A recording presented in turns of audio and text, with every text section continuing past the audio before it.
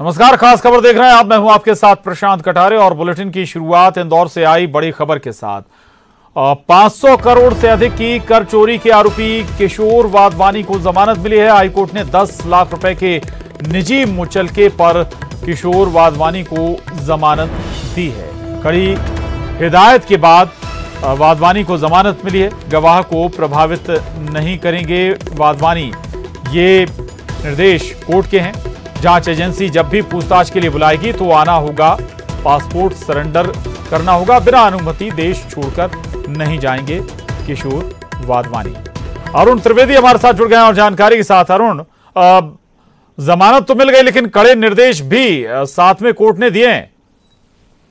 बिल्कुल, देखिए जो जमानत है, सशर्त जमानत इंदौर हाई कोर्ट की खंडपीठ ने दी है और 10 लाख रुपए के निजी मुचलके पर किशोर वाधवानी को ये जमानत मिली है। किशोर वाधवानी को अरबों रुपए की सिगरेट गुटखा टैक्स घोटाले के आरोप हैं और जो केंद्रीय एजेंसियां हैं उन्होंने इस जो घपला हुआ था, घोटाला हुआ था, उसको पकड़ा था। उसके बाद से करीब 50 दिन से ये जेल में बंद थे, लेकिन इनकी जो जमानत से कुछ दिन पहले ही हाई कोर्ट ने विचार किया था और फैसले को सुरक्षित रख लिया था। आज इनको सशर्त जमानत दे दी है। तो जस्टिस बीरेन सिंह की कोर्ट ने इनकी जमानत के आदेश जारी किए और इनकी जो पैरवी है, सीनियर एडवोकेट मुकुल रोहतगी ने इनकी पैरवी की थी और इस मामले में अब इनको जमानत मिल गई है। लेकिन जो जमानत के बाद हाईकोर्ट ने कहा है कि बाहर आने के बाद वाधवानी इस केस से जुड़े किसी भी गवाह को प्रलोभन या धमकी नहीं देंगे। जांच एजेंसी जब भी पूछताछ के लिए बुलाएगी इनको जाना होगा, पासपोर्ट भी सरेंडर करना होगा, बगैर अनुमति देश नहीं छोड़ पाएंगे। तो ये शर्तें भी कोर्ट ने लगा दी हैं। बिल्कुल बिल्कुल, यानी कि जो निर्देश हैं, जो शर्तें हैं, अगर इनमें से एक का भी उल्लंघन होता है तो फिर ये जमानत रद्द भी हो सकती है। बहुत शुक्रिया अरुण आपका इस पूरी जानकारी के लिए, धन्यवाद। आगे बढ़ते हैं और अब खबर रायपुर से, जहां कोरोना को लेकर छत्तीसगढ़ से बड़ी खबर है। अगस्त महीने में 63,000 मरीज होने का अनुमान केंद्र ने लगाया है। केंद्र का अनुमान है कि अगस्त में 63,000 तक मरीज कोरोना संक्रमण के हो सकते हैं पूरे छत्तीसगढ़ में। वहीं स्वास्थ्य मंत्री टीएस सिंहदेव ने स्थिति को चिंताजनक बताया। हालांकि स्वास्थ्य मंत्री ने यह भी कहा है कि जो आंकड़ा है वो अगस्त में 23,000 मरीज तक ही पहुंचेगा। तो ये दरअसल केंद्र और राज्य का अलग अलग अनुमान है कोरोना संक्रमण से जुड़ा हुआ। छत्तीसगढ़ में केंद्र को लगता है कि 63,000 तक संक्रमण के आंकड़े पहुंच सकते हैं, जबकि स्वास्थ्य मंत्री टीएस सिंहदेव दावा कर रहे हैं कि ज्यादा से ज्यादा 23,000 तक ही कोरोना संक्रमण के मामले अगस्त में छत्तीसगढ़ में आएंगे। हालांकि लगातार अगर हम जिक्र करें तो छत्तीसगढ़ में अब कोरोना संक्रमण की रफ्तार भी बढ़ रही है, दर भी बढ़ रही है। लगातार संक्रमण के मामले सामने आ रहे हैं। आगे बढ़ते हैं और अब खबर रायपुर से है, जहां कोरोना विस्फोट पर सर्वदलीय बैठक की मांग की गई है। बीजेपी प्रदेश अध्यक्ष विष्णुदेव साय ने सर्वदलीय बैठक की मांग की है। कोरोना पर सरकार तत्काल सर्वदलीय बैठक बुलाए। कोरोना को नियंत्रित करने में सरकार असफल रही है, यह आरोप भी लगाया जा रहा है। राज्य में लगातार कोरोना संक्रमण के न केवल आंकड़े बढ़ रहे हैं बल्कि मौत के आंकड़ों में भी इजाफा हो रहा है। अब बीजेपी की तरफ से ये आरोप लगाए गए हैं और बीजेपी अब कोरोना विस्फोट पर सर्वदलीय बैठक बुलाने की मांग कर रही है। प्रदेश बीजेपी अध्यक्ष विष्णुदेव साय ने सर्वदलीय बैठक की मांग की है और सरकार पर आरोप भी लगाए हैं कि सरकार कोरोना पर काबू करने में नाकाम रही है। भांति कोरोना 19 से लड़ाई में भी सरकार पूरी तरह से विफल हो गई है और इसी कारण छत्तीसगढ़ में लगातार पीड़ितों की संख्या भी बढ़ रही है और मौत की संख्या भी बढ़ रही है। कभी उनको सर्वदलीय बैठक भी इसमें करना चाहिए, विपक्ष से भी सुझाव लेना चाहिए और हमारे प्रवक्ता और नेता सब सुझाव दे ही रहे हैं, लेकिन इस सरकार के कान में जू नहीं रहेंगे। और अवधेश मिश्रा हमारे साथ जुड़ गए हैं। अवधेश, दो बातें, एक तो सर्वदलीय बैठक बुलाने की मांग अब बीजेपी कर रही है इस मसले पर, दूसरी बात कि आंकड़ों को लेकर केंद्र और राज्य के बीच में काफी बड़ा अंतर नजर आ रहा है, जो अनुमान लगाया जा रहा है। हालांकि हो सकता है कि अगर तमाम पैरामीटर्स, तमाम वो प्रोटोकॉल अगर लोग आम जनता फॉलो करे तो शायद वो आंकड़ा भी ना आए जो 23,000 स्वास्थ्य मंत्री कह रहे हैं। लेकिन ये जरूर समझना होगा कि सर्वदलीय बैठक से यहां पर कोरोना पर कैसे काबू पाया जाएगा। अवधेश, बिल्कुल, देखिए पहले सर्वदलीय बैठक की जानकारी अपने दर्शकों को दे दे कि बीजेपी की ओर से बीजेपी के प्रदेश अध्यक्ष विष्णुदेव साय ने इस बात की मांग की है कि मुख्यमंत्री को तत्काल सर्वदलीय बैठक बुलानी चाहिए, विपक्ष की भी राय लेनी चाहिए कि आखिरकार इससे कैसे निपटा जा सकता है, कैसे बचा जा सकता है। सीधे तौर पे आरोप लगाया गया कि सरकार कोरोना के रोकथाम पे अब तक जो जितने भी इंतजाम किए गए वो सारे इंतजाम नाकाफी है, सरकार असफल रही है। ये भी आरोप लगे कि सरकार को अब तक ये बात समझ नहीं पा रही है कि सरकार को करना क्या है, कैसे इसे बचाव करना है, क्योंकि 15 दिन के लॉकडाउन के बाद भी अगर राज्य में 372 प्रतिदिन औसतन मरीज आते हैं तो बताने के लिए काफी है कि स्थिति चिंताजनक है। इसलिए बीजेपी ने मांग की है कि सर्वदलीय बैठक बुलाया जाए और सबकी राय लेके फिर आगे की रणनीति तय की जाए। दूसरी बड़ी बात, जो 23,000 का अनुमान स्वास्थ्य मंत्री लगा रहे हैं तो वहीं केंद्र की ओर से 63,000 का अनुमान लगाया गया है। तो कुल मिला के यह है कि छत्तीसगढ़ में अगर आंकड़ों की बात कर ली जाए तो 1 अगस्त से लेकर 13 अगस्त तक छत्तीसगढ़ में रोज औसतन 372 मरीज रोज आ रहे हैं।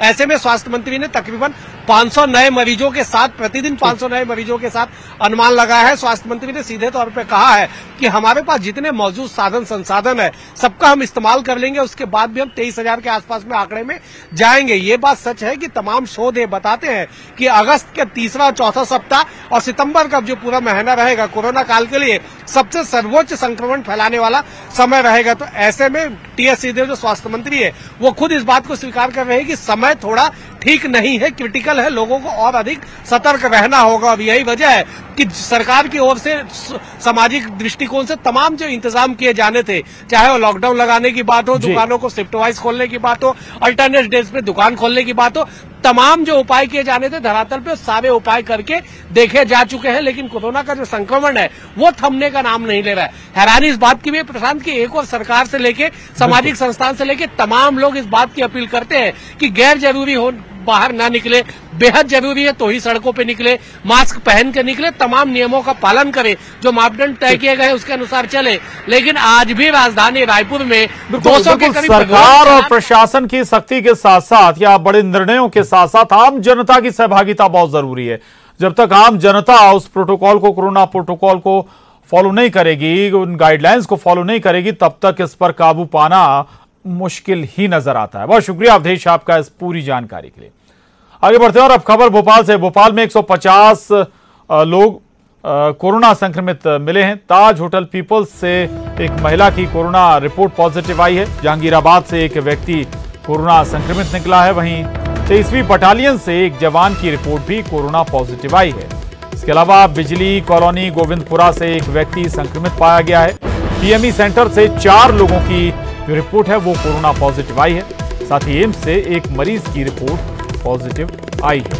वहीं कुमारपुरा पीरगेट से भी एक ही परिवार के 3 लोग कोरोना संक्रमित पाए गए हैं। यानी कि संक्रमण राजधानी भोपाल में भी लगातार बढ़ता हुआ 150 का जो आंकड़ा है, कम नहीं कहेंगे बल्कि 150 का आंकड़ा 10 दिन के लॉकडाउन के बावजूद भी लगातार इस स्तर पर कोरोना संक्रमण के मामले सामने आ रहे हैं। चूंकि अब स्थिति राजधानी भोपाल में ऐसी है कि शहर के हर कोने में, हर क्षेत्र से अब संक्रमण के मामले निकल रहे हैं। काफी लंबे वक्त तक पुराने भोपाल में संक्रमण ने अपने पैर जमाए रखे, लेकिन अब केवल पुराना भोपाल नहीं बल्कि पूरे भोपाल शहर में भी संक्रमण अलग अलग क्षेत्रों से, नए भोपाल से, नई बस्तियों से भी निकल रहे हैं और इसीलिए परेशानी बढ़ती हुई नजर आ रही है। और पिछले 24 घंटे में 150 नए कोरोना संक्रमण के मामले राजधानी भोपाल से सामने आए।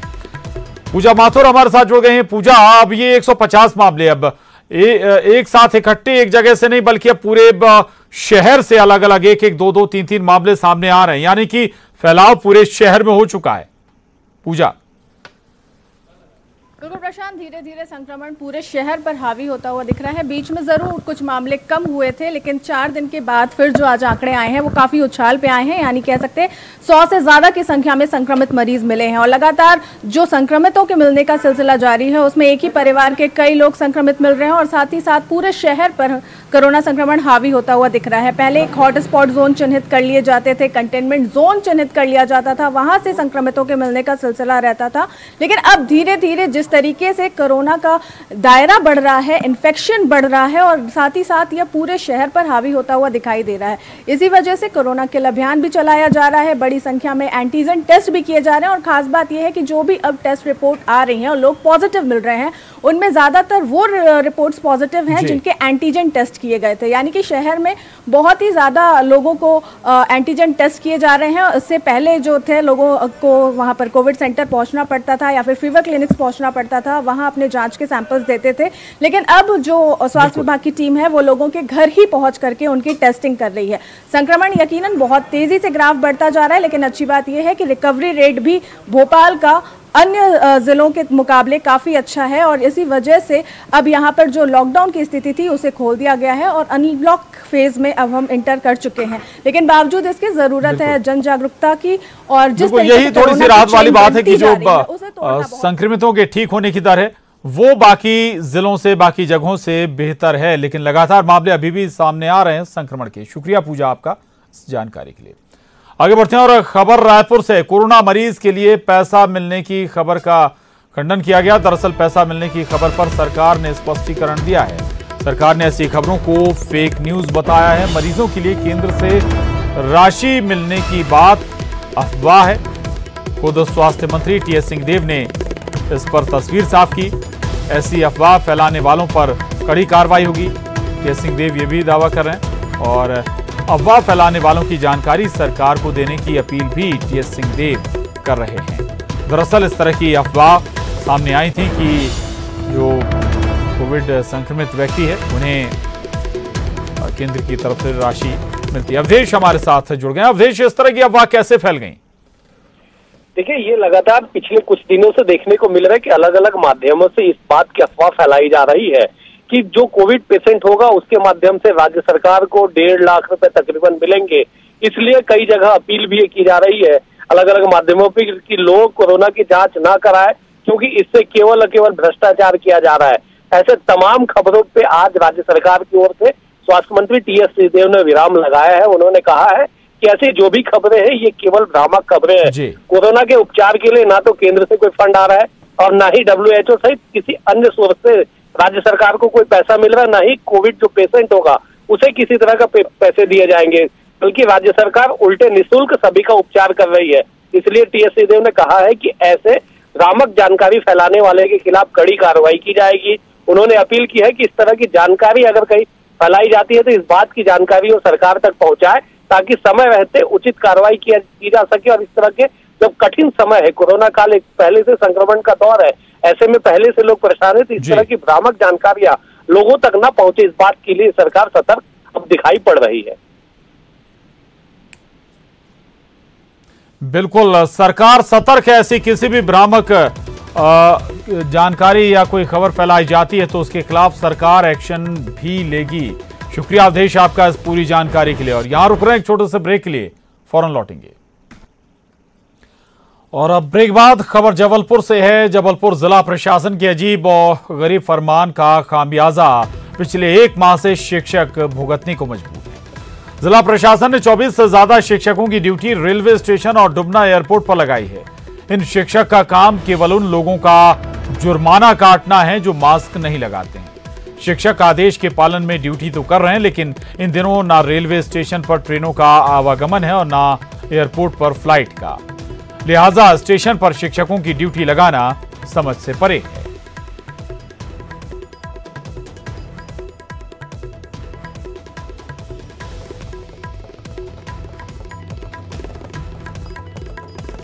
और बड़ी खबर आपको बता दें, चेन्नई से सिंगर एसपी बाला सुब्रमण्यम की हालत गंभीर बनी हुई है। चेन्नई के हॉस्पिटल में आईसीयू में उन्हें शिफ्ट किया गया है। 9 दिन पहले कोरोना पॉजिटिव पाए गए थे एसपी बाला सुब्रमण्यम। 5 अगस्त को वीडियो जारी कर कोरोना पॉजिटिव होने की जानकारी दी गई थी। और तो एसपी बाला सुब्रमण्यम की हालत नाजुक बनी हुई है। चेन्नई के एक अस्पताल में आईसीयू में शिफ्ट किए गए हैं एसपी बाला सुब्रमण्यम। 9 दिन पहले कोरोना पॉजिटिव पाए गए थे सिंगर एसपी बाला सुब्रमण्यम और 5 अगस्त को वीडियो जारी कर उनके पॉजिटिव होने की जानकारी सामने आई।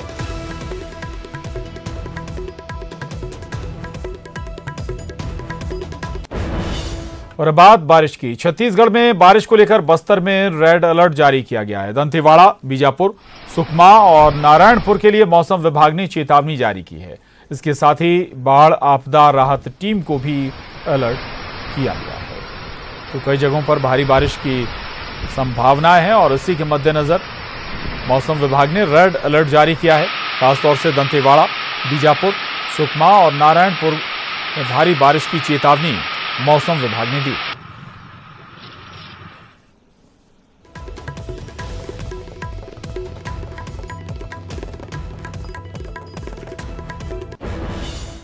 उधर हरदा में जोरदार बारिश हुई। खंडवा हरदा स्टेट हाईवे इसके बाद बंद हो गया।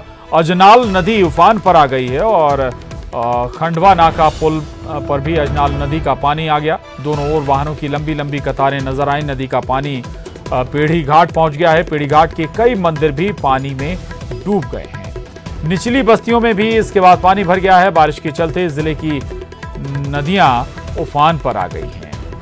तो हरदा में भी भारी बारिश के बाद हालात बेकाबू होते हुए नजर आ रहे हैं।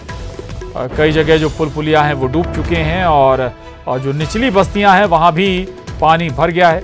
इसके अलावा जो नदी का पानी है वो पेड़ी घाट भी पहुंच गया है।